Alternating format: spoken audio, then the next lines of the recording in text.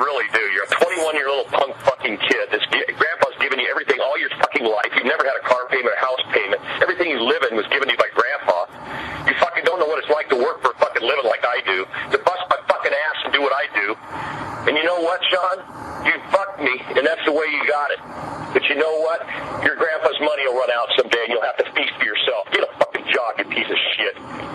Welcome to Behind the Smoke. My name is Sean Walchef from Cali Comfort BBQ. I'm here with my man Derek Marceau, recording in Spring Valley above the butcher shop. What's up, Derek? Man, doing good. Just trying to get away from this fucking heat wave. Heat wave. Dude, it's been gnarly. It is. Gnarly. Yeah. Fucking having to give complimentary waters out to everyone. All of our customers, putting them in the Yetis because, I mean, it was 108 here the other day.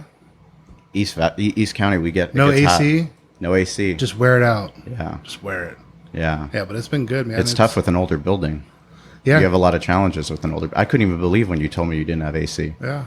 We have AC, and it just, for the amount of square footage and the building, because it was a restaurant that was an add-on to an add-on, it's not. Surprisingly, it's not energy efficient. It stays pretty cool. We're looking at those. I don't know if they're called big fucking fans or big. Have you seen big those? ass fans. Big ass fans. Dude, I love that company. Yeah, so we're looking at getting one of those inside the store, and it's just one you see them like at Costco's and stuff, and they push a lot of fucking air, and they cool your store down by, like 20 degrees or something. Right. It's a lot more cost efficient than doing the AC unit and ducting everything, and like you said, the struggles we go through with this building was built in 1949. Wow. So just all that, I'm like, I'll just put a fan in. Yeah. I don't need to try to put a bunch of compressors up and, but. Well, today is pretty fucking amazing for us, for me specifically. Growing up in San Diego, actually just brought my license plate that I had in high school. NBANSD. That's right. That's it, man. Yeah, NBA and SD. You were fucking all in then. I was all in high school. Jesus Christ. I was all in, all about sports entertainment, and all about having an NBA team in San Diego.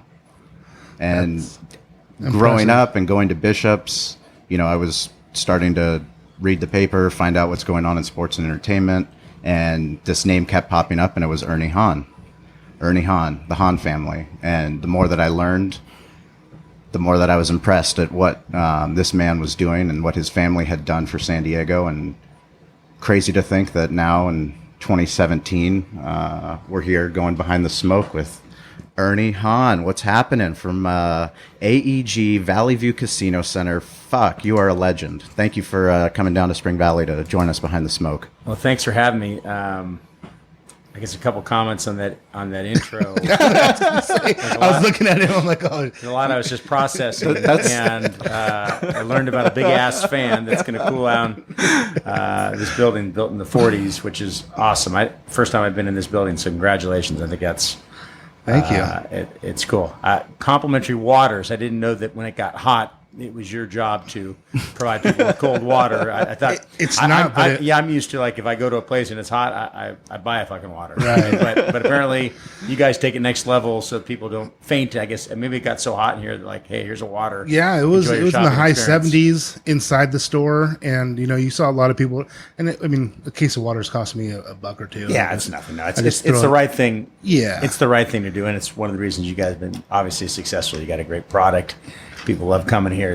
You're in the middle of your community. Yeah. And I got to be honest, originally when I came out, and I've been in San Diego my whole life, but until I came out and saw Sean, probably a year and a half ago, and we ate for the first time, and I think we had the, whatever it is where you order, like the whole menu comes. Tailgater. Fucking yeah, tailgate. That's how we fucking roll. And I left drooling after that day at my desk when I got home. Right.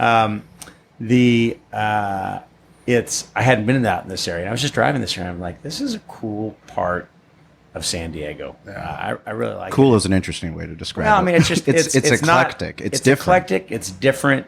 Every bit of San Diego as you go around has its own personality, right? Oh, for sure. It's as dictated by its residents, its history. It has its own kind of code, if you will. And I just didn't know this area very well. And I actually, as I drove to the wrong place this morning, got to see some of the back roads and all that. And yeah, I like this area.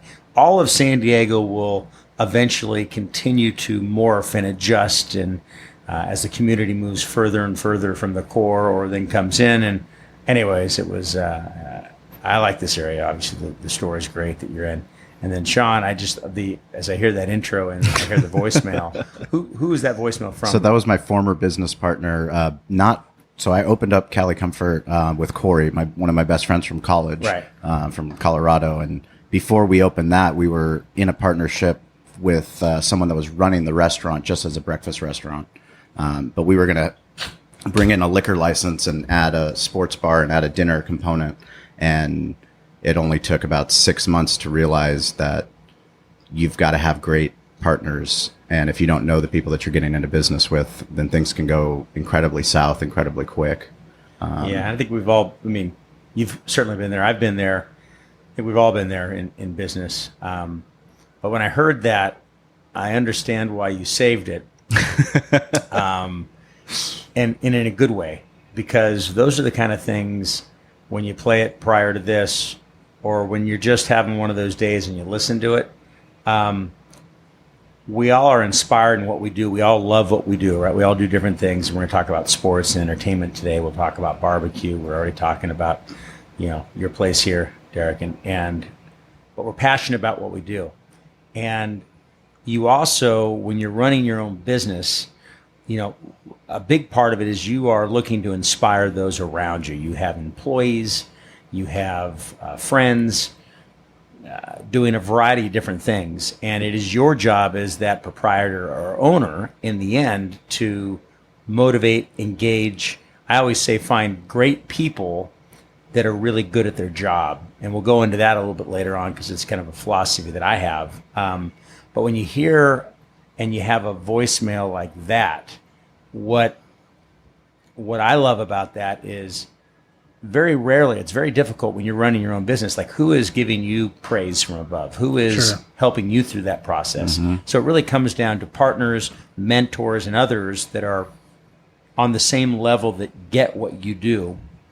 And a lot of times it gets lonely only in that you put so much time and effort inspiring others, and sometimes there's a gut check for you. What keeps your motor running? Well, I hear a voicemail like that, and if I ever need motivation, or if I'm down a little bit that day or thinking I can't do something, I put that on 2 or 3 times. Yep.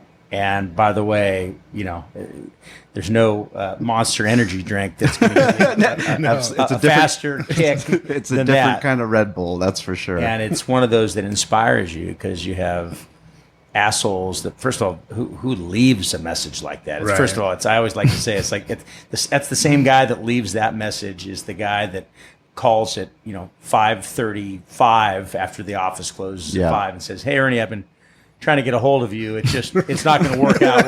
We're not going to do that deal. I tried to get a hold of you. Sure you did. But the code was I called you specifically fucking after office hours were closed, so I didn't have to talk to you live. Yes. And it's the chicken shit way out, yes. Right? And first of all, conversations like that are between 2 mature adults. Happen live, they happen person to person. Absolutely. And especially if it's a business partner. So I just found that very interesting. I understand why you start with that, and I encourage you to continue to do that because that thing got me motivated. Yeah, we tease him all the time, but he literally put that on his iTunes list. Like this was like pre like technology days where like I had to go to Best Buy and buy like a fucking recording device, like probably something like that except smaller, and had to play it on put it on speakerphone, play it, and then digitally save it and put it onto my iTunes. And then next thing you know, once we were putting out this podcast, I'm like, fuck, I got to get that voicemail. Yeah. But it was like on my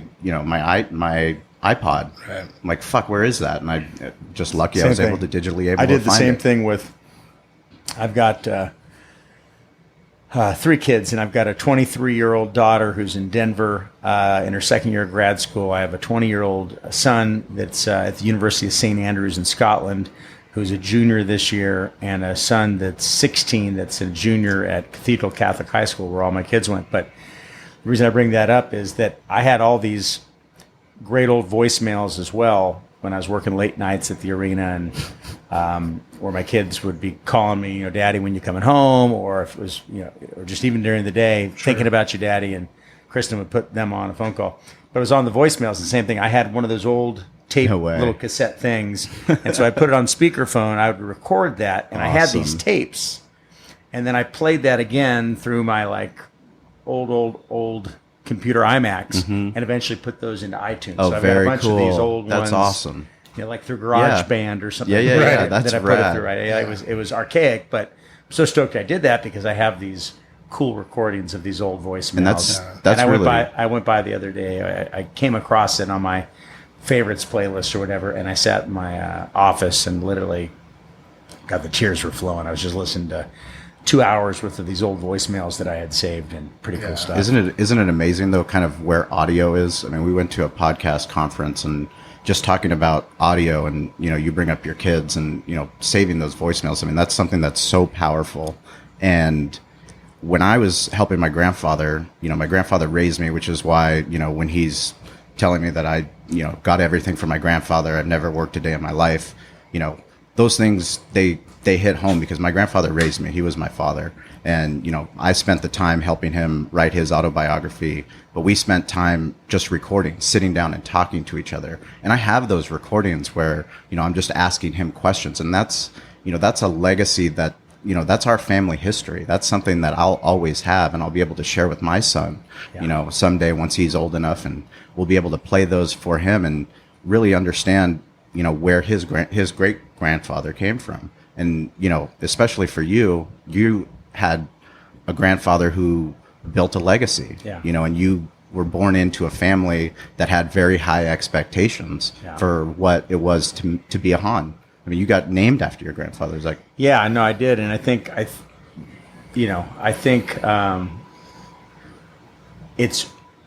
it only goes two ways. I tell my kids this, and I was lucky enough to be given the opportunity to, you know, I had my first job at the age of 13. I worked as an expediter at the old Albatross restaurant in Del Mar.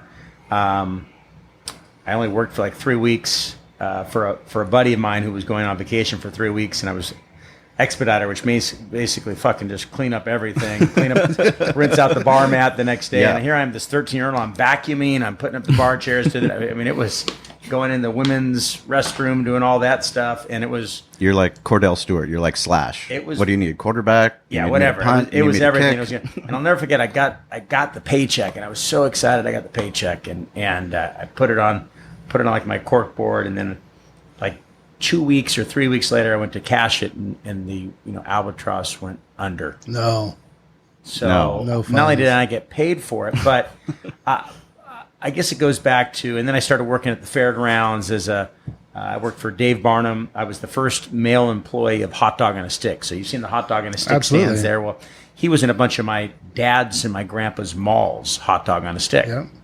He's how they expanded. My dad had a relationship. And so... Nice little uniforms. Nice uniforms. Well, they were all women, right? I mean, it's nice uniforms on women. And so I'm 13 that summer for the fair. Pretty sure you can't work at 13 today, but I was working at 13. And I'd get on one of the... You should be able to. Yeah, you should. You should be able to. I was delivering ice to the different stands. The second year, I was actually dipping dogs, and they stomp and lemonade. You'll see them. They do the stomp and the lemonade and making the batter and the...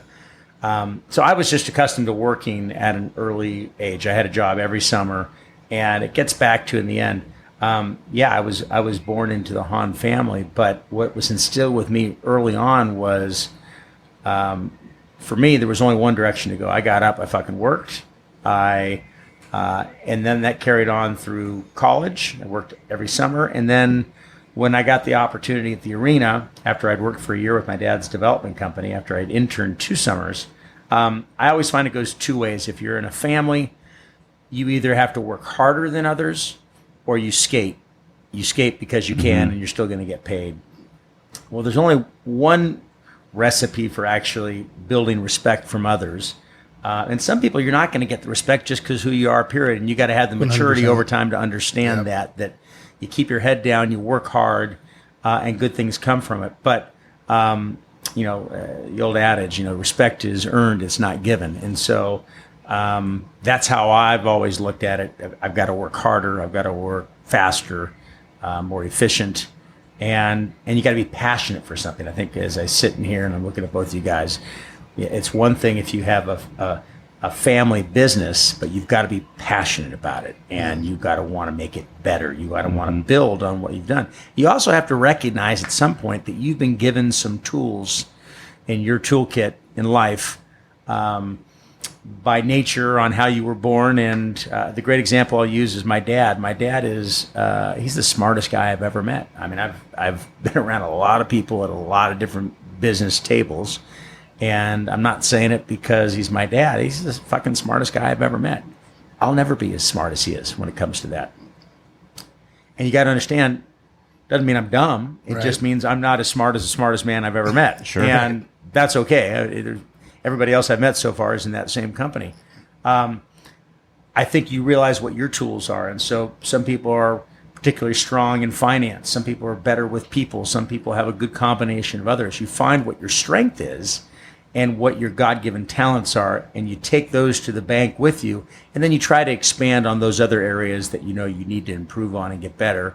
And in a lot of cases, you build your team around you with those people that, you know, don't be afraid to have somebody that's a director of finance, or in this case, Michelle Yeager, who's at the arena with us. And Michelle's better at finance than I am. Sure. She's almost a 50-year-old woman, and I couldn't have a better person on my team. But collectively as a team, we're a hell of a unit, right? We all have certain strengths that we bring to the table. And as I'm talking about this, I'm sure you're thinking about the same thing with people that you have in your organization. That's how organizations succeed. They do not succeed by fear and shock and awe and Thor's hammer coming down and saying, my fucking way or the highway. Those are short-lived things. We've seen a lot of that. We've seen a lot of that with the football team that just recently left. And you need a coalition of great people to do great things. And we've been blessed. But in the end, more importantly, there's been a lot of hard work, at least for me in the last 26 years at the arena, and a lot of learning along the way that's kind of gotten to where we are today. So give us a brief description of the arena, San Diego Sports Arena, its history, and how it, once you, before, pre-Ernie to Ernie.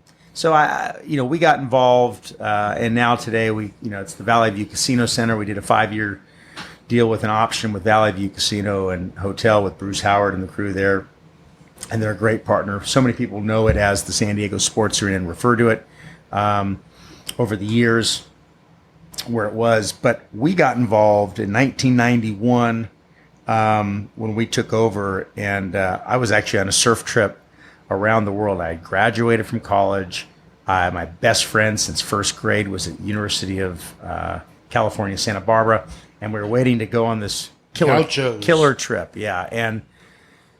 But he took a little extra time to graduate than I did. I went to Santa Clara University. I got out in 4 years. And so I worked for 9 months with my dad's company, and it was called Land Grant Development. I called myself essentially, I was a contracts administrator. So I worked on all their contracts, brought up new forms, kind of, expedited a lot of the things there. But really I was a firefighter. You're talking about put it out. Any one of the malls. Firefighter he had 14 different, smaller malls from 100,000 square feet to 500,000 square foot malls. This was your grandfather's company that your dad was running? No, so this is my dad's company, Land Grant, after he left the Hahn company. Okay. So, you got to go back to my grandpa sold his company back in the early 80s. My dad was the president of that company. It was the Hahn company. And then my dad goes on, after about a year and a half, he couldn't stand working for some of the people at Trizac. Yeah. So he quits, takes a couple of years off, and then he reformulates himself and starts a company called Land Grant Development. And so, kind of smaller regional strip malls, as we'd call them, 100,000 to 500,000 square feet with a bank and an acre grocery store. And in fact, as you look in this way, one of their malls that's not too far from here is the Lemon Grove Plaza that they did. If you know where that was. Oh, yeah. That was the first fucking... Still has lemon there, right? First fucking In-N-Out. No way. In all of San Diego. Really? In-N-Out Burgers, the first one ever was brought by my dad. That's rad. And his company back in the early 90s. Things still fucking going strong. So that was one of their malls originally, and my dad eventually sold that company. So I'm expediting. I'd get calls about graffiti at Lemon Grove Plaza. No, you don't say. I Yeah, don't believe it. no, absolutely. Not to use this area to reference that, but there was a lot of fucking graffiti. Hey, let's just put it this way: they need to have more art classes in East County. Apparently. we need to get back to the schools and get some art I classes opened up. specifically remember coming down here and showing the painter and all that what to handle and how to take care of it. So that's what we did. I'm on this surf trip around the world. I had told my dad after 9 months I'm going to go on this trip. My dad said that's cool, and I also said, by the way, if you don't have a job for me when I get back, I totally understand. I don't expect anything, but I want to take this time. It might be the only time I get in my life to do that. So we went to Tahiti, New Zealand, Australia, and Indonesia. That's insane. And to even have that type of foresight to see, like, this is like one of the only times I can do this in my life, to be able to go do that, that's pretty rad. we did it. We each had a backpack and 2 surfboards and a bag, and that was it. We literally headed on the road for 3 months and stayed in youth hostels along the way, had a sleeping bag, and just surfed around the world for 3 months, and it was incredible. And anyway, so I ended up getting a call or making a call on a payphone. You know, but people forget, there's no internet, there's no cell phones. Right. Payphone from New Zealand, and my dad says, "What do you know about at that time the San Diego Sportsman?" I said, "Well, you know, Dad, we've been to all these Gulls games and Mariners games. We've done a bunch of different things, because we might have the opportunity to buy the leasehold right there and work on developing a new arena in San Diego." So this is 1990. We're having this conversation. I'm in New Zealand, and when I came back, I came back, and a month later. He had already purchased it, or Hadn't purchased it. He was kind of under contract to work on it, but they had negotiated for me to come in and work as the events coordinator. So this is now July of 91. And what he really wanted me to do is come in and learn the business for the first year as we're kind of entertaining buying this leasehold agreement. And he wanted me to have the eyes and ears and kind of go in and see what's going on down at this place and also learn it. And I mean, as somebody knowledgeable in the business would be, my dad just kind of knew that was the right way to do it. So I come down here, I start working. I see that the arena is being run essentially as a play toy. The general manager was the one that was doing those betting games with Michael Jordan back at the time, named Richard Esquinas. Really? Operations managers, getting blowjobs on the side for tickets. Totally. And, Nice. the box office is scalping tickets on the side. And so it's a fucking disaster. right. And I'm getting in there and I'm starting as an event coordinator. And so I'm working all the night in events, but I'm coming in during the day. And then I start finding out the old GM who's kind of still drinking at lunch. And the book kind of gets thrown to me to start booking the arena during the day and working all the arena events at night. So I'm working like 18-hour days. But you talk about, feet to the fire and learning, and that's exactly what happens as we get into this. And You got to roll your That was sleeves up. right before you started having kids, then too, right? yeah, so this is 23. I got married in 92. So Kristen, Nice math. Kristen's still up at. We got engaged while she was still actually a senior at Santa Barbara, and so she's off at school. I'm working my balls off down at the arena, literally 18 hours a day. But I'm learning a ton, and I'll never forget Frank Roach, who was one of my good friends. He was one of the legends over at Ringling Brothers, Barnum and Bailey Circus, and Feld Entertainment with all the Disney on Ice. And I was calling him about the contract. I'd only been at the arena for about a month and a half, and I start going through the questions on the contract, and I don't know what the fuck I'm doing. I'm trying my best, but I've been hired as an event fucking law coordinator. school. I got the book with all the dates here. I don't know what we're even charging for rent, and nobody's even talk about mentoring. Nobody's even taking an interest. It's just like like I said, somebody's off getting their dick sucked. Right. Somebody's two off blowjobs over here. Somebody's and, off playing Yeah. golf with Michael Jordan. Right. You're like, The old GMs, having still 3-hour lunches where it's the booze cruise. Boozing up. And so how the fuck is this place even open? I'm like, this is like crazy. Like I've never seen anything like this. There was another guy. Can you imagine? Another guy had come in Couldn't during the day, and I didn't know what he was doing, but he have his feet up, and he'd read the UT cover to cover. Are we paying you? Yeah, no, I'd walk in, I'd be doing work, and I'd look over at this guy. I'm not going to mention his name because he still may be around. I don't even know if he's still alive, but and he's reading the UT cover to cover. I'd look over like 2 hours later, and now he's on the business section. And then I'm looking over, and I'm like, fuck, well, at least read the sports section. Yeah. Right? We're in sports and fucking entertainment. Get into that, right? And I think he'd crack that by hour 3. He'd have like his 4th cup of coffee. And I'm just getting my head down going, oh my God. And then I come back and I talk to my dad, and we'd be talking about like, how crazy is this? Well, my dad had the insight. It wasn't just that. I also then, in the first 4 months, I started off as an usher. So I ushered for a month ushering. So I'd be working during the day, and all of a sudden, like Ringling Brothers, Barnum and Bailey Circus comes through in August, and I'm an usher for fucking 10 of those shows. Let me just tell you, it gives you a lot of respect for all the ushers we see at our games, because now you're sitting there, and I'm watching the same circus 10 fucking times. But now you know the daily grind. The grind. I'm sitting there, and your back hurts because you're standing in the same place the whole time, and all you're thinking is like with the juggler or something else, like drop one of those bowling pins, like somebody lose a finger to the tiger. Let's add a little spice to what's going on, because I've seen this freaking show 10 times now, and I need a little spice on what's going on. And same thing. Then I set up and changeover with a guy named Nick Lutu at the time, who had been with the arena forever, and now it's AJ and a lot of the crew that we've had, some for 35 and 40 years, that have been doing changeovers. But doing a changeover after an event at 11:30, getting done at 6 a.m. to hockey or whatever. I mean, just your whole body. How many does a circus hold? Circus back in that capacity held about 9,000 people. 9,000 people, and were they selling it out or? Yeah, it was doing real well back then. Now it's a big fucking deal. Now the circus, is gone. Ringling Brothers is gone. Yeah. It's just, you're fucked. So can't do anything like that anymore. Well, you can't fuck with Circus Dolay, right? You can't. Circus is circus is a bad word. So I guess, but security, usher, ticket takers, porters, ticket sellers, got a chance to really do everything, work concessions, work merchandise, to understand what it was like. A year later, guys.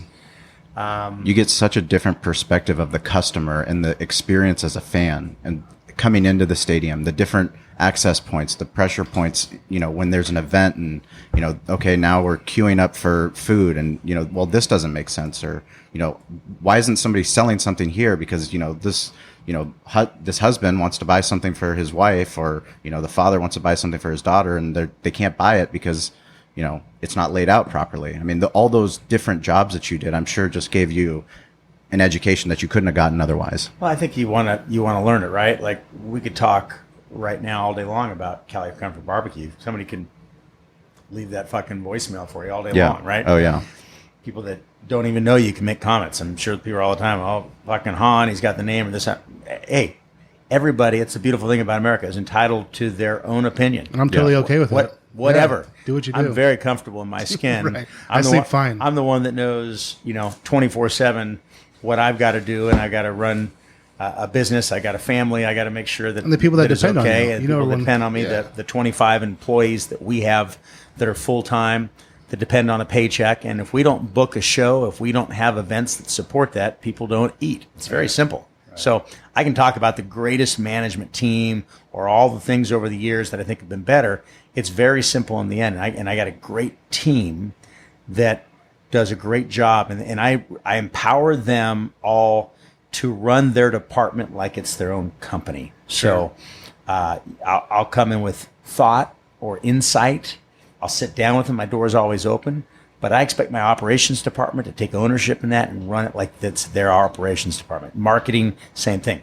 I know exactly what they're doing, but I empower them to do great things and know that we're going to build up from that, and they can always depend on me in the end. Because if you micromanage people in the end, one, nobody likes being micromanaged. Fucking hate it. Two, I'd rather just drop that position and pay that salary to me, and I'll just fucking do it. Right. And three, you garner the respect and the loyalty when people feel like they are making that contribution, and it is part of their legacy that they're creating. That's a lot of people just don't get that. Yeah, it's really cool. Like, you talked about it earlier. Kind of capitalizing on what you do best. Be very, know what you do best. Capitalize on it, and then I've always said to myself, if I'm the smartest man in my company, I'm doing something wrong in everything. I can't be the best at the finances and everything. But you get this team together. Now your job is, how do I motivate them? And what you're finding out is you motivate them by allowing them to run it like their own business. Yep. And it gives them their responsibility. They're like, okay, hey, he trusts me enough. I'm going to work my ass off to make sure this is mine. And I'm going to make sure it runs efficiently. And I'm doing the best I can for this team because I'm a very, very important part of this team. And that's how we're trying to do it here too. It's the same concept. We're really trying to allow. It was hard for me at first, like some of my meat managers, like Charlie, who's just doing an amazing job. It was hard for me at first to just say, okay, here you go. It's not the same way I do it, as long as the result's the same or better. If you can make it more efficient, do it. It was hard at first, but now I'm really starting to learn, okay, let it go a little bit, do what I do best, bring in business, talk to different people, grow our company, and let them do those things. And it's been paying tenfold. And I think, like in the end, and I'll have a discussion with our staff and our team is, if you don't grow the business, if you don't bring in the business, if the people don't continue to shop here, if you don't continue to be relevant after 60 plus years, it's very simple. Between that and your meat managers and everybody else, they don't have a fucking job. Yes. So you're all part of the same team. Everybody's got to grow together, and everybody's got to be respectful. Everybody's got to be able to take criticism the right way, including us. Sure. And ultimately, you want to hear from your whole team, like, how can we do things better? And when they feel like they're part of that, when they're talking to you and with you, and you're not talking to them or down on them, that's the difference. But it's amazing to me how many people can't figure that out, and that's how you build great teams. And I will tell you, when I first came into it, so here I am, we close after a year. I actually resign after a year because my dad goes, there's a lawsuit pending, probably not going to close on the arena. That's fine. Blowjob lawsuit? Yeah. Well, wasn't with me, I can tell you that. I was happily engaged at the time, and no, but I'm sure with everybody else there was... It was a disaster. Stuff that's not even podcast. Not podcast friendly. So we got regular broadcast, podcast, whatever the next one is. Whatever. Below podcast is probably those discussions go there.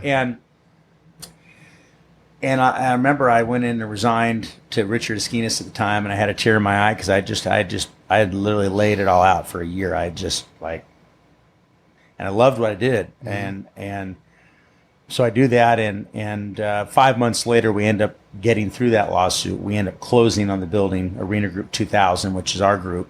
And we come back in, and then I start working as Arena Group 2000 as the business manager, because at that point, the best specialty that I had, I knew a lot about the building, but I had my greatest asset is relationships and building relationships and having people build teams that want to work together and build a coalition together in anything that you do.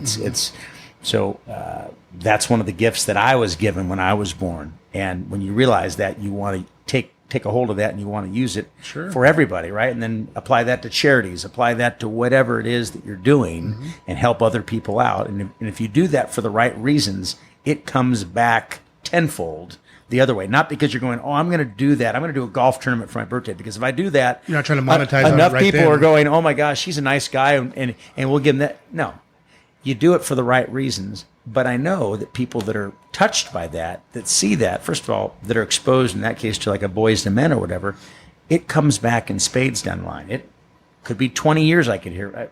And I don't even care if it does. It just always does when you do the right thing. And so we close on it. I started as a business manager in 92. And that was the key. Once again, you don't have events, you got fucking nothing. Yes. Right. You're an event company. Every night that we didn't open the door, it was costing us like $10,000 or something. Yeah. I remember my dad and I were going through the math. You're a restaurant that's closed. We're a restaurant when that's closed. you're opening up a restaurant, when you're opening up, you're just spending money. You got to open the fucking doors and you got to start selling something. To sell. Otherwise, you're going to go out of business. And then I had an older building. People calling it the sports aroma, all these other things. And so so you've had to work with, I always say, perception's reality for years. Just like, that place is a dump, this and that. And so over time, when you make that investment, you put money into it, which is one of the reasons why we did the deal with AEG in 10 years ago, in 9 years ago, actually, in 2008. They brought in capital, took a majority interest in the leasehold interest.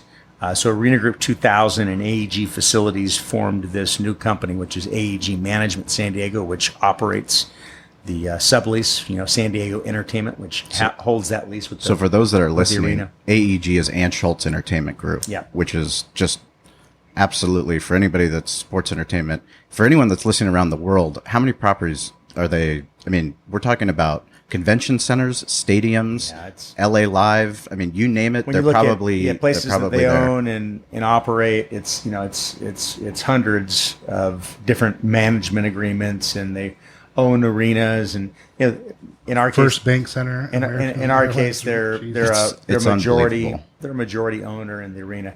It's an incredible. And the company. chances are that anyone that's listening to this podcast, they've been to an AEG Oh, run fuck yeah. I mean, facility. Just think of it. Staples Center, Yep. O2. Just it goes on and on. Target Center, and now we're talking about the Valley View Casino Center. So they come in, we put money into it, we get new boards, new glass, we get a new scoreboard, we redo all the lower level seats, terrace curtaining, restrooms, flat screens, signage. So a lot of people still ask me, well, the arena looks kind of the same on the outside, and I always tell them, it's like it'd be like looking at anybody else's business. And AEG always looks at this, and it gets monotonous at times, right? But it's the right way to look at it initially. Where's your ROI? Where's Yeah. your return on investment? Totally. Experience. And as I look at that right now, and I look at that picture, so I got zero ROI on what my building looks like on the outside. My ROI is what it looks like on the inside. What's my Yeah. experience for people? So when we did the wall wraps, or I did the deal with Dale and the guys at Sharp Electronics, Yep. who are awesome, and we got 200 flat screens with digital signage. I mean, I had a lot of that stuff before Staples, and not flat screens, but I had digital signage and Allure digital, and doing some real cool different things. And what we always pride ourselves on in this building is, I look at us as the dog that keeps fighting. Yeah. We've had to fight harder for what we get, right? I'm just not getting the call naturally when the Rolling Stones are going on tour, Right. and they're adding O2 Arena, and they're playing up at Staples Center, and they're playing up in Portland, and all these different spots, or Madison Square Gardens. They're not naturally going, by the way, okay, we finished our 40 city itinerary, must have the Valley View Casino Center, because it's the smallest fucking venue and it's 50 years old. Yeah. Nobody's having that discussion. So Right. my discussion is to let them know between financially what the deal is, or 25 years of relationships, or dealing with Ernie Hahn and Ron Hahn, why it makes sense. Why are we relevant? It's San Diego. How does it work? How does it look?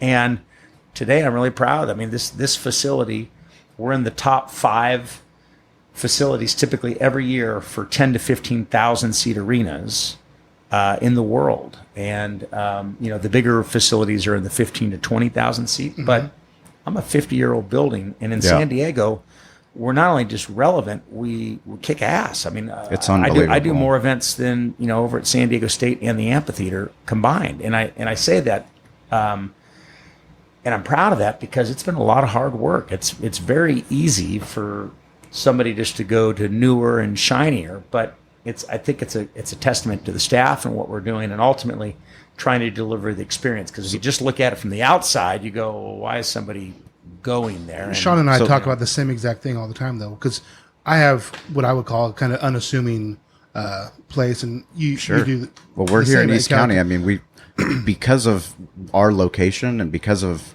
what we're, our community, we've had to go from the inside out, and it's Yeah. really an inside out philosophy. But you get back to the ROI, Absolutely. and you're like, how do I make this an experience? A grocery store can be a fun thing if you allow it to be. So how do I make the experience better for everybody?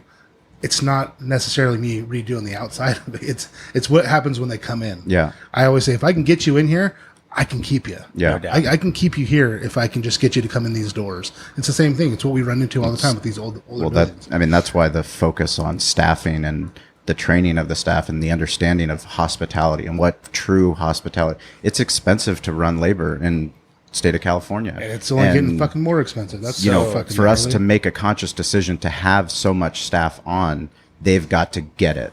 And, one of the first things when I went with to go meet Ernie for the first time with Ernie and Ari Siegel, and that all came about because of our relationship with iHeart. You know, we had a relationship with Extra Sports 1360 and Dominic and Brian Wilson over there, and we had been doing things consistently for 6 years, going to the radio station, even though we were just a 1-unit restaurant out in East County. Every time we went, we took care of everybody. We did it fucking like it was our Super Bowl. We went there and we gave them the absolute best, whether it was me or it was Tommy, my pitmaster, my wife, like whatever the fuck we had to do, we made sure that we were giving the best. And then when they came and they asked, you know, we got on their radar. And when I went and met Ernie and met Ari, I mean, what's your definition of getting it?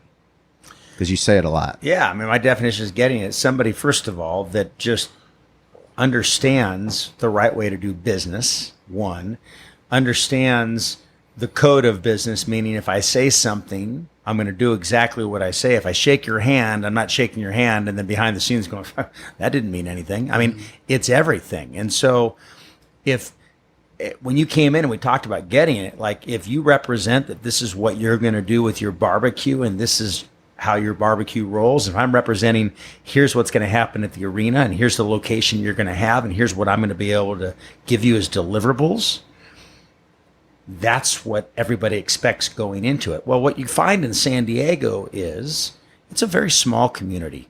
Big city, really small when it comes down to it. So when I have somebody like Sean and Cali Comfort that's constantly blowing up in a good way our social media and talking about the goals and the experience down there, it's invaluable. I mean, I can't tell you enough how many people. And at the same time, when we have 650,000 people that are coming through the arena that may hear about Cali Comfort Barbecue for the first time, and we send them that way, it's we're doing this together. And it's a marriage. And from my standpoint, I'm really, we couldn't have had a better partner to start this off. And then we went out and we did a deal with Rock and Baja Lobster. We did a deal with, Ruby's Diner. We got, Hugo. Hugo's a stud. God, he's with so the Poutine cool. and Mess Royale. I mean, so good. And my wife goes there. She gets first spot. Right. She gets up. But these are all really good people, especially when you get into Hugo. And then we did the Ballast Point stand. Then we did a out of respect to Mr. Breitbart, who had the building built and was like as a mentor to me. I named it. Before you go any further, the man in the arena. Let's talk about Bob. Yeah. Let's talk about Bob and your relationship. And I mean, one of the most powerful things that you have in the Stella Lounge, which you redid and have all these epic photos of all the amazing acts that have come through Valley View. You have a plaque, right? The man in the arena. Yeah, the man in the arena. And so for people that don't know Bob Breitbart, you talk about icons and legends and most of them are that we've known for the last 50 and 60 years in San Diego or have either passed away or are passing away. It's like a Malin Burnham, same kind of thing.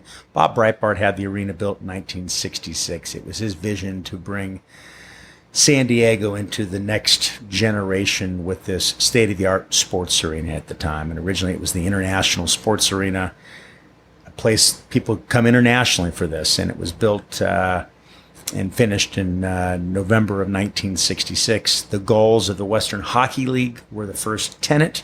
He owned that team. And he also brought the Rockets the next year, which were part of the NBA. And he owned that team. And so Bob also helped the stadium get built. He started something called the Hall of Champions, which honors all of the youth organizations and stars of the month and stars of the year and professional stars. And he created this incredible museum that's now moving down to Petco Park. And so I can't say enough about Bob. And he was a hockey fan first and foremost. He had this building built.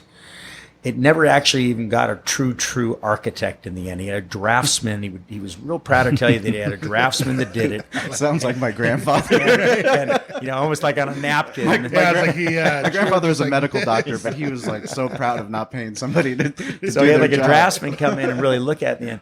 And it was designed for hockey first and foremost, but it needed to be a great building with great sight lines for hockey and everything else that came through. And so Bob had that done. He eventually sold the Rockets because he got in a fight with the city. The city kept charging him tax on 80 acres. He only operated 40 acres, and he wanted somebody else to run the building. He was running the building. He owned the hockey team. And he owned the NBA team. And as I've explained, a lot of people didn't know this before. Finally, the city does this, and Peter Graham, who came from Canada, took it over. Never heard a good thing said about Peter Graham, but bottom line is he took it over, changed some of the management, and as Bob's lease came to an end with the Gulls, he actually had a letter from the NHL. They were converting a bunch of the Western Hockey League teams, Quebec and a bunch of these other teams, were going to be moving from the Western Hockey League into the NHL. Wow.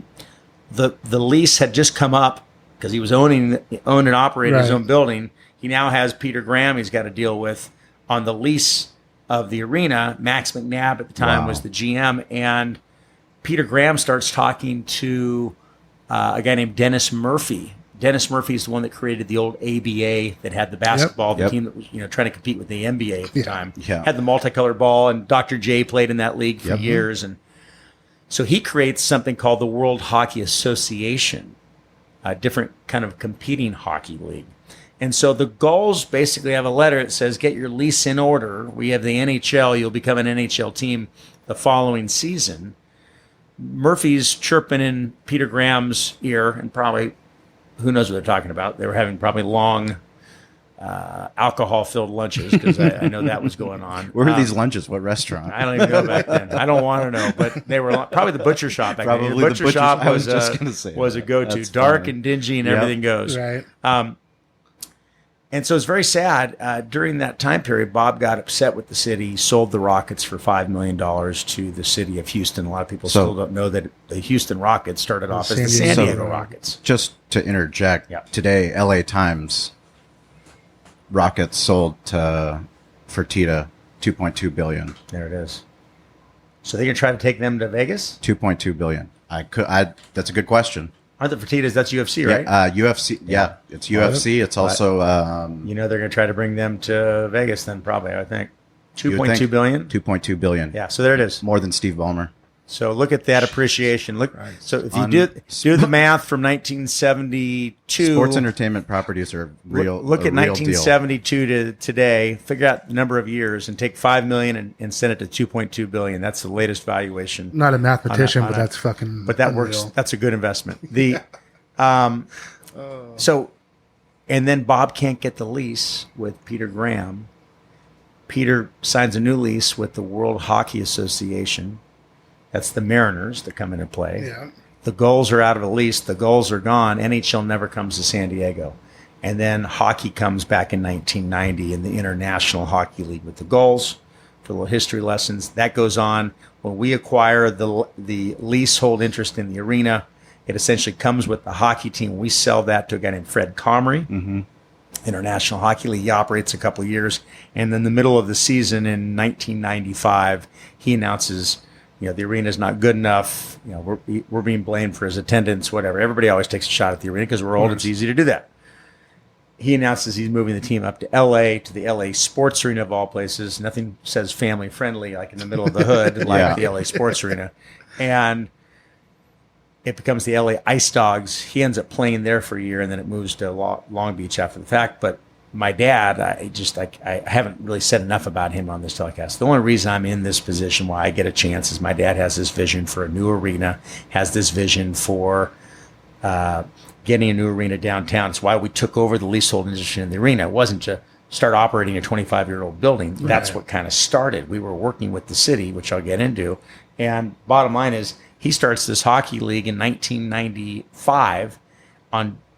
Literally, in 2 months, he creates a whole new league called the West Coast Hockey League.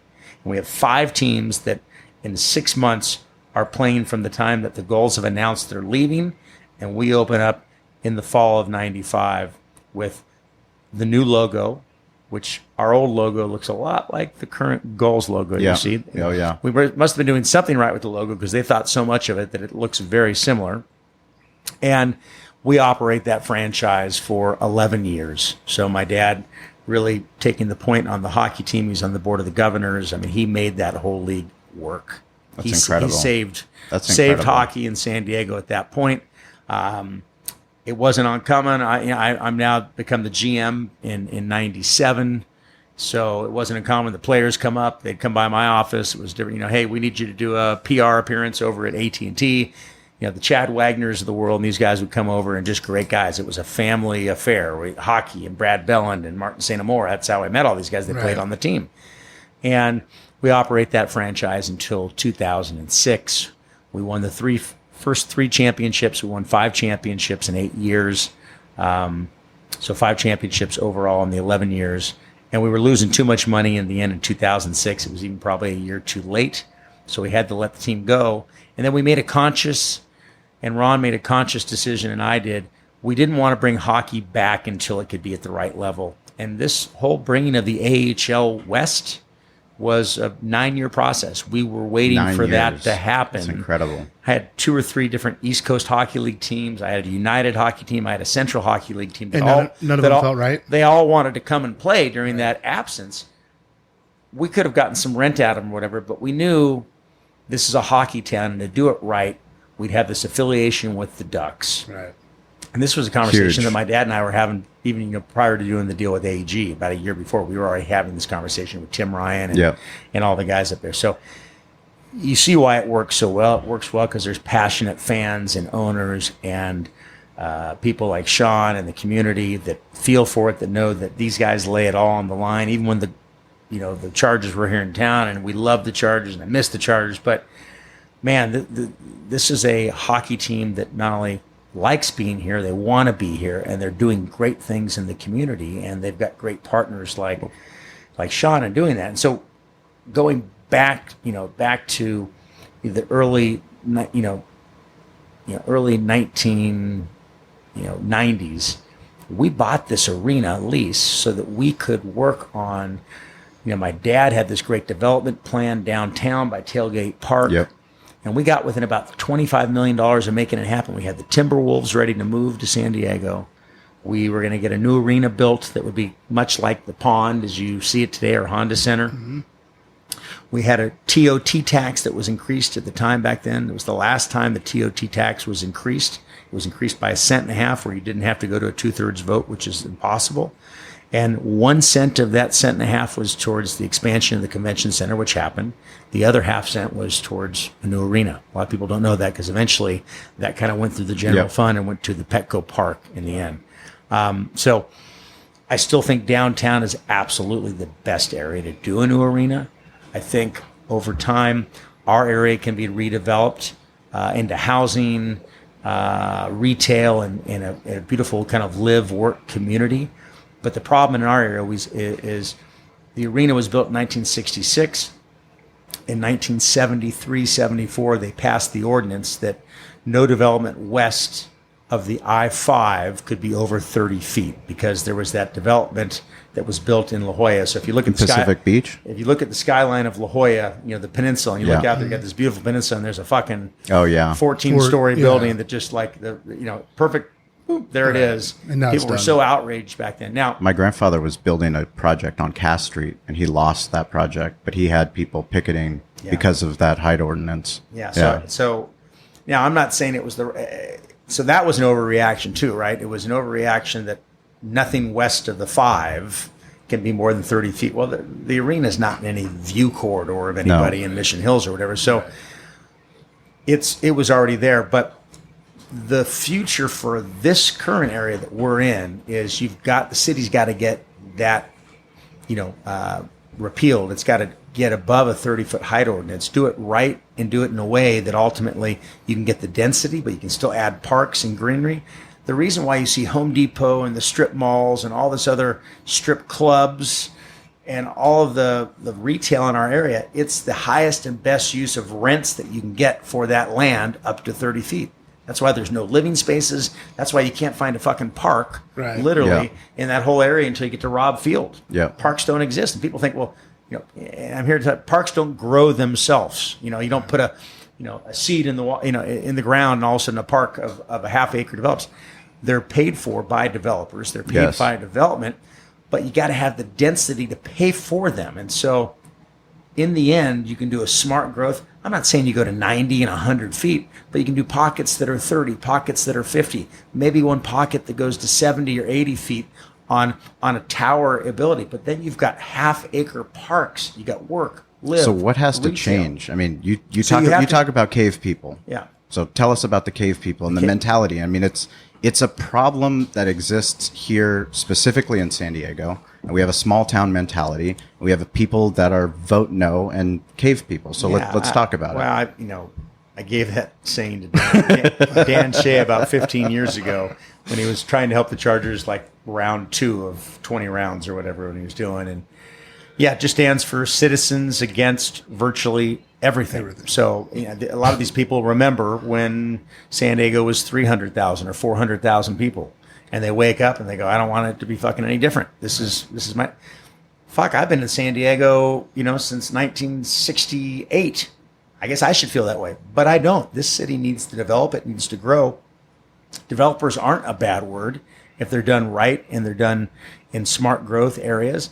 They actually help areas shed a lot of the blight. And now without redevelopment, which used to have tax increment, the ability to do that, you don't have that. It's harder than ever. So if you think that all of the stuff off of Kurt Street, when you come into the arena and Hancock, is the best use for that area, I would tell you it's the same industrial shit we've had for years. Now, the good news is we've had some smart people like Greg and coming with Bay City Brewery and Modern Times and cool things that are using the 30 feet. So that's a cool... They're smart. Interim lease, but you got from roofing companies to sailboat. Hey, everybody has a right to their own business. It's almost like a little Spring Valley out there.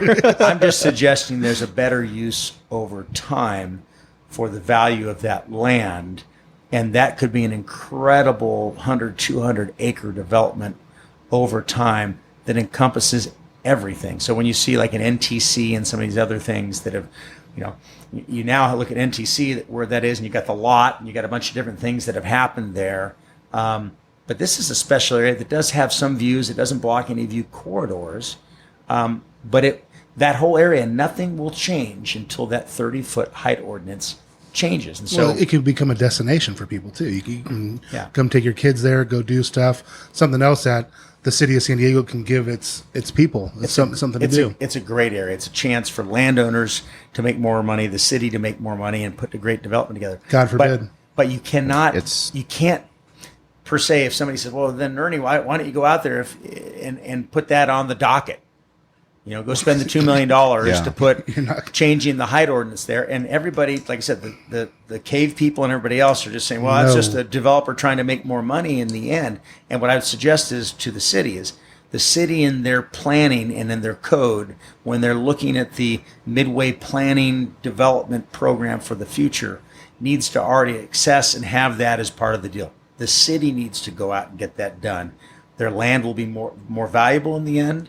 And when people look at the city and the city planning, they look at it differently than a developer that comes in. Because the developer comes in, they go, oh, he's just after making money. Totally.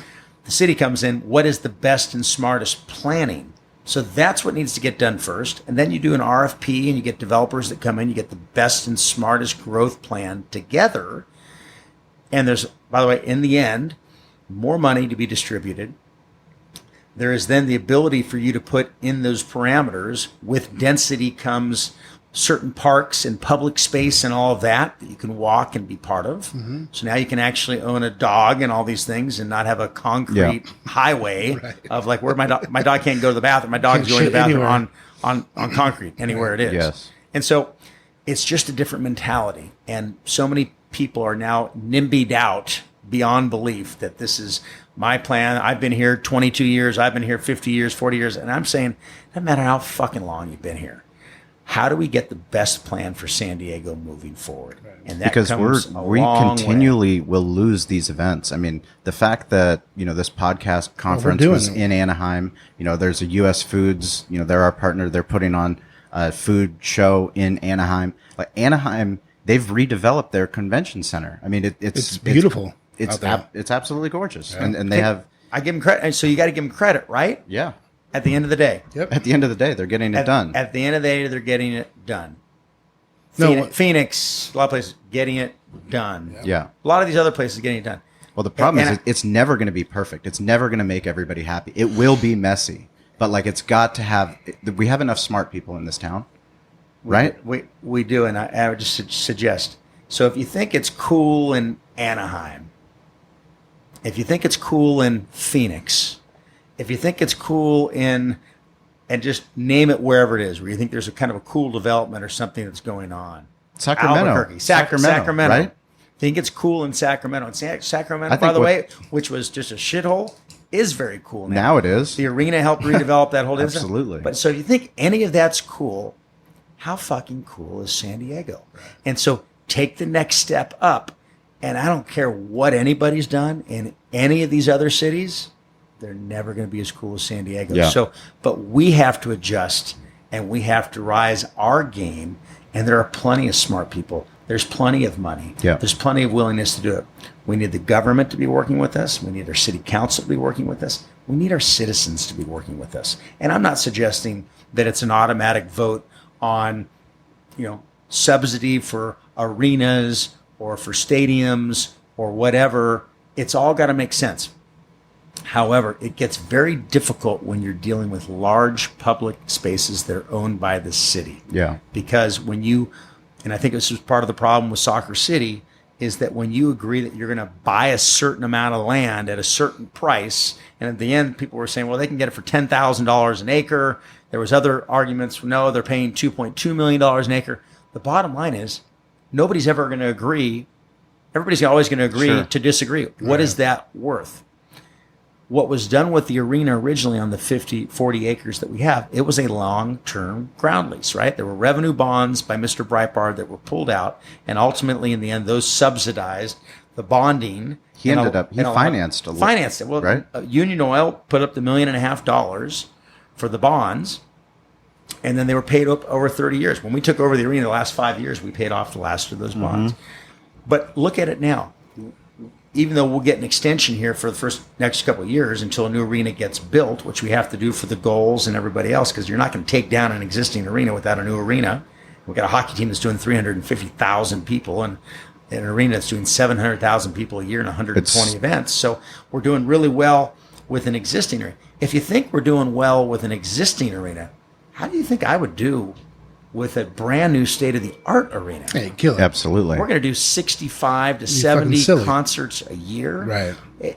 It'll be unlike anything else. But I think what you got to understand in the end is that the arena and how we have to think bigger picture, and going back to Soccer City, was the mistake, I think, is when you're dealing with public land and you're trying to assess a value that you're going to buy it for, the NIMBY cave people or whatever, nobody's ever going to be happy. Right. However, and I think Scott Sherman brought it up a long time ago as well, give somebody a 99-year lease on that property, giving it to them for $1 a year, and say, by the way, you're responsible for all the expenses that go with it.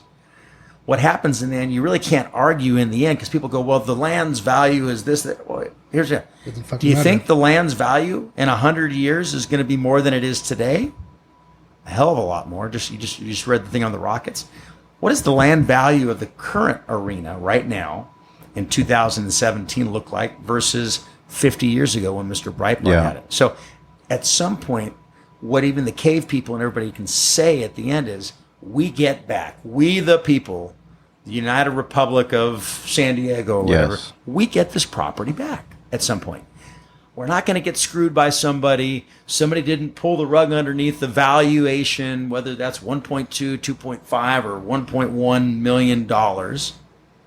It's a ground lease. Well, you put all the money into it, you take care of it. And from a developer standpoint, if I've got 99 years, if I've got 70 years, I can go to finance institutions and I can underwrite that like it's fee property. You need like 66 years plus to do that. Yeah. So they'll underwrite it like I own it, like Fia-Camiso used to be down south of the border. Yep. So that's, to me, that's the secret sauce to figure out, because in the end, even Qualcomm and San Diego State, even long-term with the existing arena, do come some kind of joint venture or something that works for everybody.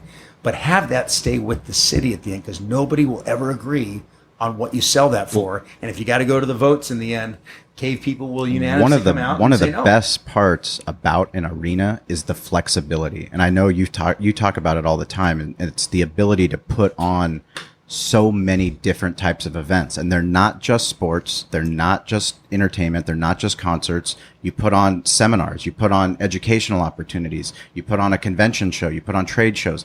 There's so many different things that can happen in a flexible arena model as opposed to a lot of different other things. I mean, on a micro scale at our restaurant, I don't give a fuck what is on the TV, but we are we're in entertainment. We put AV, it was one of the most expensive things we did in our build out because we care about that experience, about what people come in for. If someone's going to come in and they're going to watch Formula One and they have enough people that want to watch I'll pay for Formula One. Yeah. I'll figure it out. If Mayweather makes sense for us to play Mayweather McGregor, we're going to do it.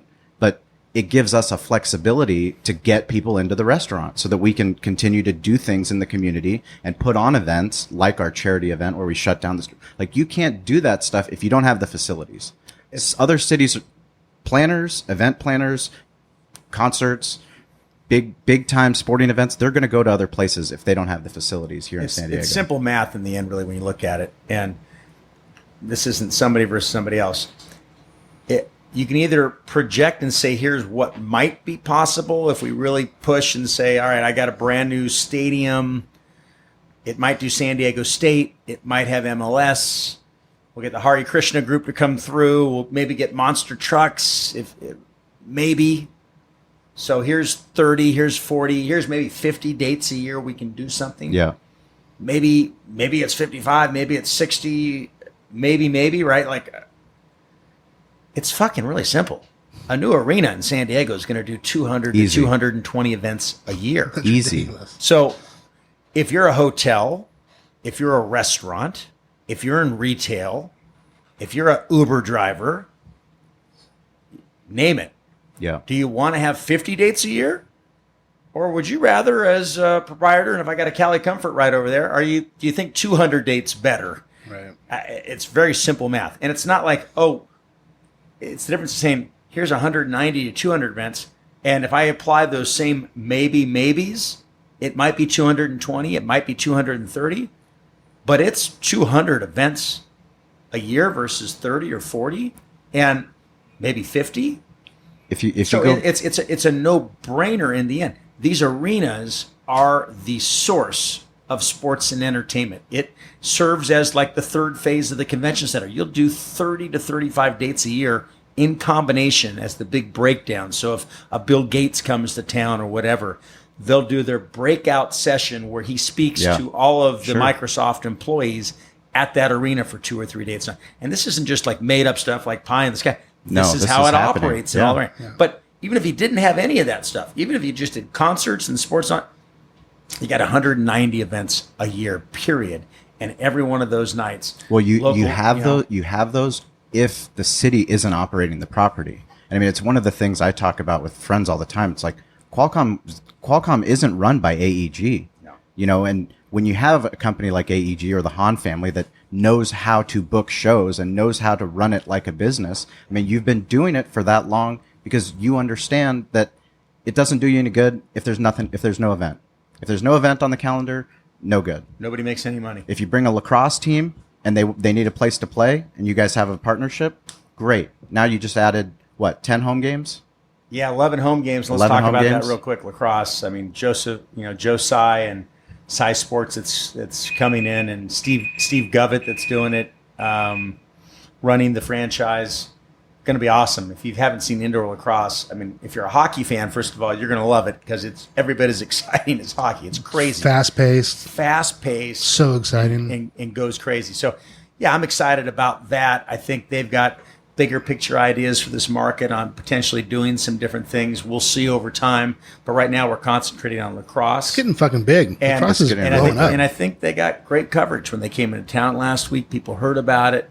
They got a lot of people that already put down deposits for season tickets. And, so now the arena is going to do 135 events, 140 events. And now the current arena, 50-year-old fucking building. Unbelievable. Doing that many events. It's another 10, 12 events. We're going to be able to sell Cali Comfort. Sell barbecue. And all the other stuff to people. Right. I still want to give people, even though it's a 50-year-old building, we talk about it all the time, how can I give you a 2017 experience in a building built in 1966. Let's talk about that real quick. You make the improvements. I mean, when I first started at the arena, we didn't have anybody in guest services. Guest services was a guy named Otto Weber, who was the head usher. Otto Weber was the head usher. He'd been there for 25, 30 years, who I trained under when I first started doing ushering. Right? Big old guy coming through, and he'd bark out the orders, and this is what it was, and what's fucking wrong with your ticket? I mean, kind of and send you over the advanced ticket window, and that was your expression session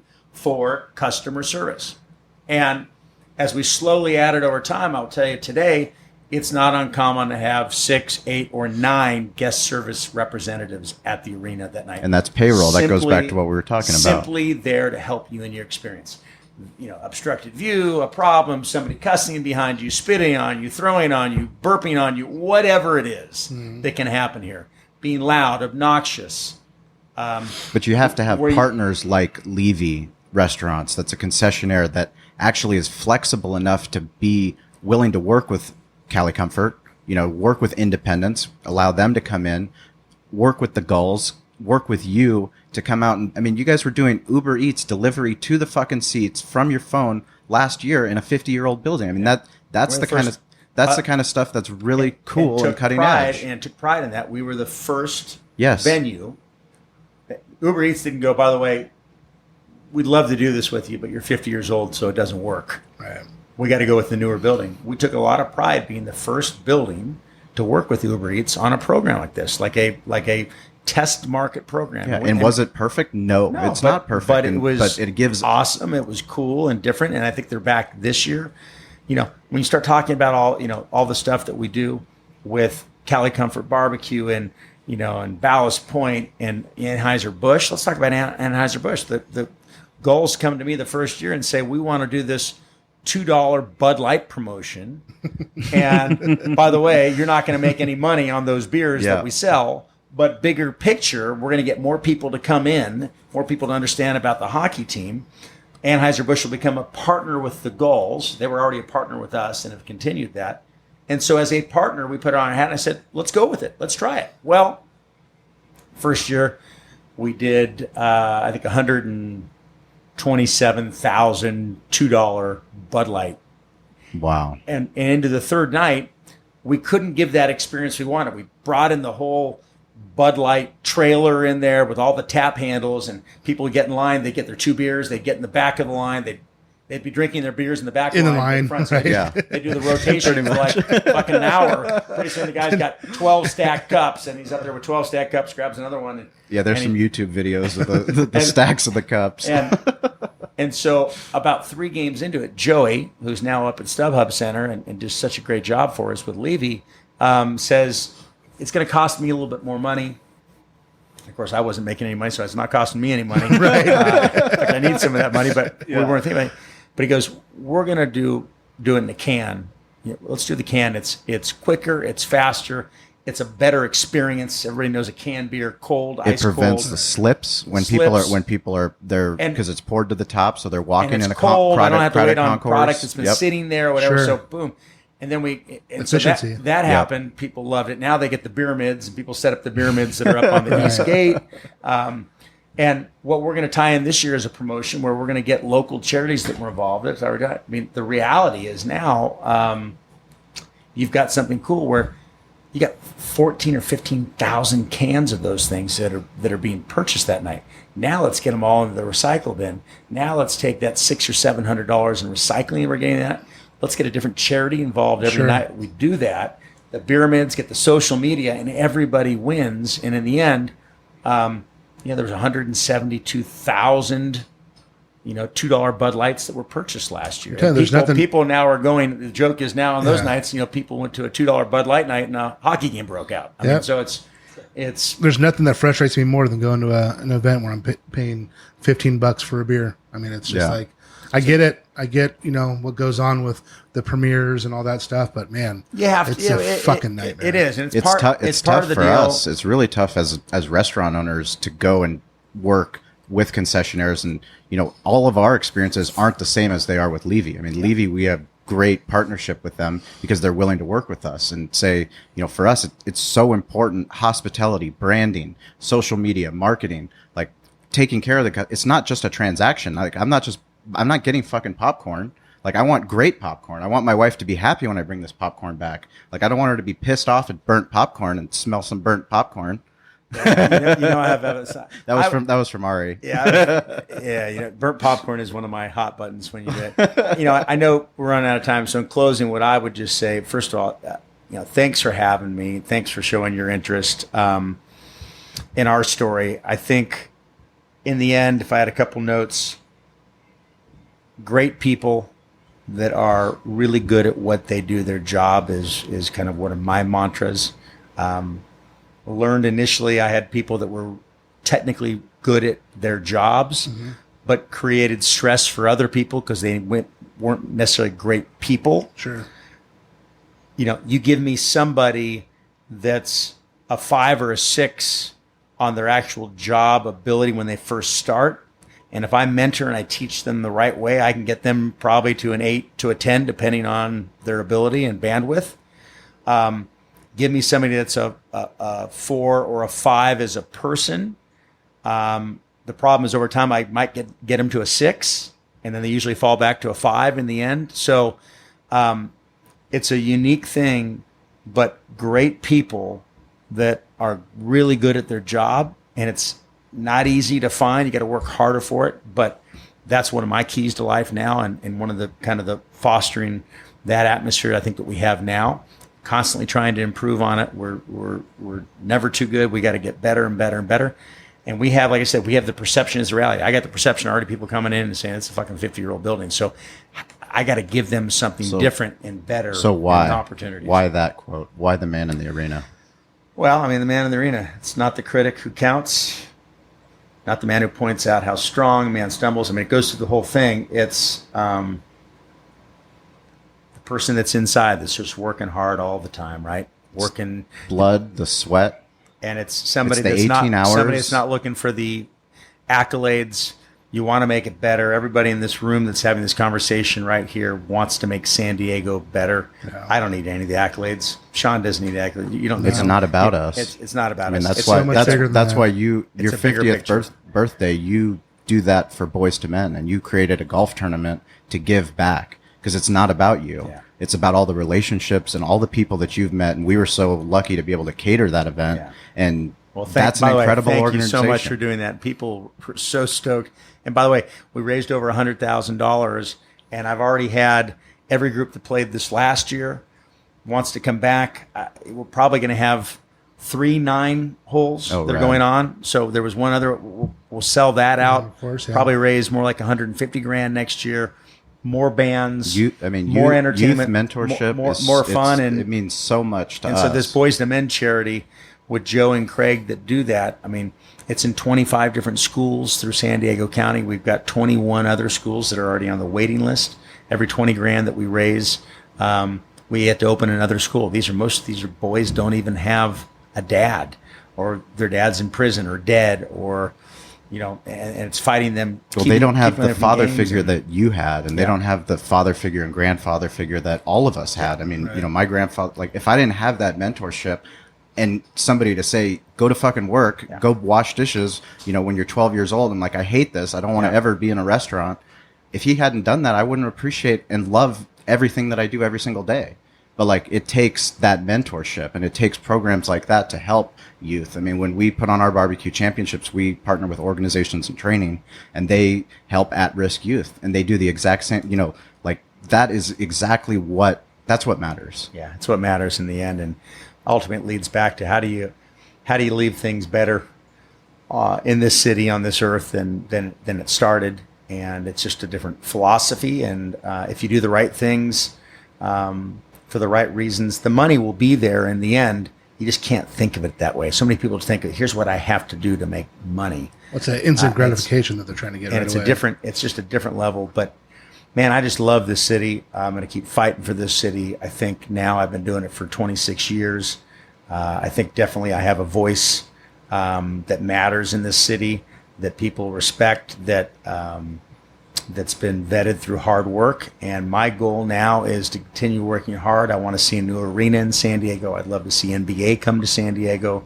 I'd love to see a lot of great things continue and downtown continue doing what it's doing, what my grandpa started back in the early 80s with Horton Plaza, as that probably even gets repurposed now in this next cycle. Right. The rest of East Village get developed. That's what I'm excited about over the next 20 years. And I want to use with my wherewithal and my business ability to try to make that happen. And it's and in the meantime, we're going to continue to make this existing arena as it gets older stronger. And I would tell you right now, the experience that you will get at this arena at the Valley View Casino Center is better this year than in any year previous to it, just because technology's added to it. You know, some of the new food uses have added to it, and I'm proud of that. But we got to just keep our head down, keep working harder, and I think every day when you think of that, you know, when you put that voicemail on there, I think of some of the things that Bob Breitbart told me. I think of some of the things that my grandpa told me and my dad, and those are the people that inspire me. So that as we continue to push and inspire others, those are the voices in my ear at night. Sometimes the private conversations that I have by myself at night with my grandpa, or Bob Breitbart, or in some of the dreams that I get, that's my inspiration. So it's not about me. It's about the team, and ultimately it's I just want to try to make this place better, and I'm going to continue to push until I can't push anymore, and lean on friends like you guys and those that get it in the end that we want as part of that team. I know what that team looks like. I know what that new arena looks like. I know what that staff looks like. I know what the A team looks like there, the people that do get it. Right. Because San Diego deserves it. I mean, and I'm just telling you, I think it's the best city in the world. But I'm telling you, you get that new arena downtown, and you get something like that going, it will be the best city in the world to a lot of other people. It already is there to me, but we do deserve it. We're going to keep working hard on it. In the meantime, we're going to keep plugging on the existing arena as we see it, and bring 120 Well, we hope that people year. that listen to this podcast, no matter where you are in the world, when you make your trip to San Diego, hopefully you come out for our barbecue events for Spring Valley. But be sure to follow Valley View Casino Center on Instagram and Facebook, Twitter. The events that Ernie books, it's unbelievable to have grown up in San Diego and there's events for everybody. Have gone to McEnroe versus Agassi and gone to the circus. Were you at that one? Oh, absolutely. A huge tennis family. My grandfather and Ann. I booked that with Shelley Hall with Spear Hall. Oh yeah, we wouldn't miss that. And that one, and I can't like watch. And I'm a huge U.S. Open. I mean, I love tennis. I still play a lot of tennis. And I've gotten back into tennis a lot, but I was just thinking about this the other day because McEnroe, I'm watching, during the U.S. Open and all that stuff. Yeah, him and his brother. I can't get it out of my head because that day, it was the time when McEnroe was going to start coaching Agassi at that time. And they were both fucking bad boys, right? They were the bad boys. And we set up this promotion, IMG and all that stuff. And we sold these 3 seats that were right next to each one of those players. We actually got it approved through the agency and all that kind of stuff. But nobody from the agency happened to tell McEnroe or Agassi that there were going to be 3 people literally sitting like as close to us. Yeah. So like you get off, you fucking towel off, and you look over, and there's 3 ladies going, oh my God, Johnny, how you doing? How are you feeling? And he's going, what the fuck? What's going on here? And so he literally starts cussing out these McEnroe? I don't believe it. Starts cussing out these 3 ladies using the C word and some other shit. They literally are like leaving the court crying, gnarly shit. That's hilarious. Goes on that night. If you remember that night, my old operations manager at the time, and I was an event coordinator at the time, I might have been the business manager, but the operations manager at the time did one of the great faux pas of all time. Typically, the hockey teams in town, so this is like 95 or 96, I think, or around there, but the hockey team, or it could have been earlier, but the hockey team, a lot of people don't understand, the hockey floor, the ice stays there during the year. So when we have other concerts, there's a subfloor that goes on top of it, which is an insulated, at the time, plywood. Now it's kind of a carbon fiber. But so we change over. We go from hockey to tennis. Glass comes out, nets come out, Dasher boards stay in, but they break in between so people can get to the floor. Subfloor goes on top of the ice. And then what happens typically is subfloor on the top of the ice. Then on top of the subfloor, because the hockey, tennis is different. Basketball floor on top of subfloor. Jeez. And then tennis mat on top of that. Well, you need that so you can at least get a decent type of a bounce. Right. You can't put it right on the ice. Right. For all the apparent reasons. Hopefully I don't have to go into that. But and then the subfloor, if you just do it on the subfloor, it's deadened. It's like this old plywood, so you would get funky bounces or you wouldn't get a good bounce at all. So I don't know anything about it that day. I mean, everybody knows this. It's how we've operated before, and I'll just call it the guy that was getting the BJs as in operations. I'm sitting there watching the practice as Agassi's hitting with McEnroe. Doors aren't open and they're hitting, and like every seventh or eighth shot, I'll see a ball coming over as he's ripping a forehand, and it like hits, and before Agassi can hit it, it like hits once and does like a half dead bounce, just dies, and then like rolls at Agassi's feet. Oh no! It's fucking rolling. Like instead of the big bounce. Jeez. And I see, and Agassi's like watching it roll by his feet, going, "What the fuck? I can't fucking play here." Going on, and I'm sitting there going, "Holy shit!"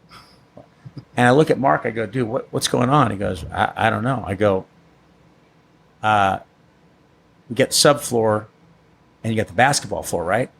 And he goes, "No, we didn't have time to put the basketball floor." Get serious. I go, "Yeah, fucking time to put the basketball floor." I go, "Are you watching these bounces?" He goes, "Yeah, but it's just dead in a couple areas." I go, It's Mark, tennis. It's tennis. It's dead fucking in ball almost has to bounce. all the areas." So that night, it's going on, and about every fifth or seventh shot hits. Guy goes and is whiffing on the ball because he goes, assuming here's the bounce as I'm going to come and hit it, and it's hitting, and it hits once and just roll. He's hitting as it's rolling underneath his racket. Christ. And the crowd's kind of laughing or whatever. Agassi, I'll never forget, gets to one point and he's bouncing the ball to do his serve, and he went to the perfect spot this one time, and he throws the ball down the bounce, and it hits once and goes, and just sits right there. The crowd kind of laughs. He looks. You're at not it. laughing. He looks at it. He goes to the same spot, and he goes like this, bounces, does the same thing. He does this like two more times, and he goes, and he moves like a foot and gets a bounce. So the end story is, between that and what happened, these guys go back. We had to supply the housing for them. So we had done a deal with Rancho Bernardo Inn as one of the partners and sponsors, where they gave the room and they got tickets and hospitality. And those guys left town the next day, and the guys at Rancho Bernardo Inn called us and said, "We got a little bit of a problem." I go, "Okay, well, what's going on?" I said, "Well, there's about $3,500 of damage done to the room that these guys were staying in." No way. So they left us with a little calling card on how they felt about it. Now, make no mistake, we paid them like they were each getting like $60,000 that night. Both at the time. rooms were fucked up? Yeah, they were up both. They just fucking trashed them like Joe Walsh did. So these guys are like tennis rock stars. So the bad boys just fucked it up. So I've always wanted to see John since then. I'll see him at some point, and he'll say, and I guarantee he'll say, "Well, dude, that was the most fucked up tennis event he's like, ever." Why'd you so that's why, and I'm going to say, "Well, you didn't have to fuck up the hotel room either." But yeah, it started with my ops director, kind of missing something. Maybe he was too busy getting a fucking BJ. He's like, didn't have enough time. And so he didn't last much longer. Like I said, we shedded a lot of these people because it was run like a Playboy. So the important lesson is hire better people. Yeah, and he'd been with the arena for a long time, and we went through it. So the key is, in the end, great people. Yeah. Great people that are very good at their job. Take care Mentor of them. Help them grow into great people. Don't be the smartest person in the room, or if you are the smartest person in the room, don't act like the smartest person. Yeah. Empower people, teach them, let them understand how you got to that point, and teach along the way, and the team becomes better. But loved being here and talking to you guys. Thank you. No, we're appreciative, man. Yeah, this huge is rad. Huge fan of that. Of you have no idea how much and that means to us for you to come and spend. I mean, the kind of schedule you have. I mean, for you to come out here to Spring Valley and spend all this time and share these stories of McEnroe and all the crazy things that happen down at Sports Arena. But we're so excited about the future. barbecue has opened up so many doors for us. And It's so fucking you know, exciting. if it wasn't for our relationship with iHeart and Extra Sports, and we wouldn't be with the Gulls, and we wouldn't be with you, and that wouldn't have opened up the door to Del Mar Thoroughbred Club, and we wouldn't have been putting on a Del Mar Barbecue State Championship with Craig. So thank you for everything you do, and we're excited. We're excited for the future. And anybody that makes it out to San Diego, please be sure to come and check us out. You got to come to a Gulls game. Come without a doubt. We're season ticket holders. Me and my wife, So excited. my son will be there every game. Cannot wait for the season to start. The whole building is literally Ready. all the employees. Everybody, we love hockey, and Hockey now is unreal. And of course indoor soccer and all the years is there, and now lacrosse starting in 18. It's exciting. So you can Check you it can out. bury your head and just say we lost the Chargers, or you can say, by the way, come on out. let me get on board with some of these teams and let me know. I'm going to come to the arena and I'm going to find out what a real team that really cares about their an community organization, wants. And have an a fucking organization that experience. embraces their fans. I mean, they embrace their fans. Come on out.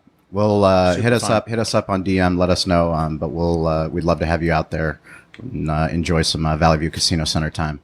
Thank you, Ernie. Appreciate Thanks, it. Ernie. Thanks, We guys. appreciate I really it. appreciate it.